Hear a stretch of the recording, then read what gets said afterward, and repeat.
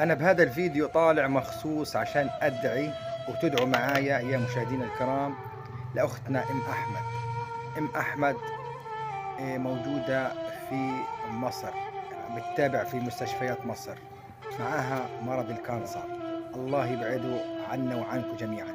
بتمنى من كل واحد شاف هذا الفيديو يدعي لها بالشفاء العاجل والقريب إن شاء الله، والله يبعده عنا وعن أولادكم وعن كل حبيب يا رب. بتمنى يا ام احمد ان شاء الله بالقريب العاجل انك ترجع لاولادك وترجع لبيتك ان شاء الله سالمه غانمه ومعافاه ومشفاه من هذا المرض.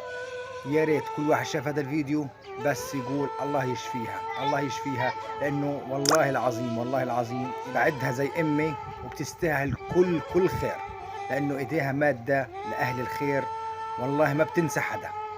كل الحب والاحترام لمشاهدينا اللي هيدعوا لنا للأخت أم أحمد، وإن شاء الله يا أم أحمد الله يشفيكي ويعافيكي وترجع لأولادك سالمة.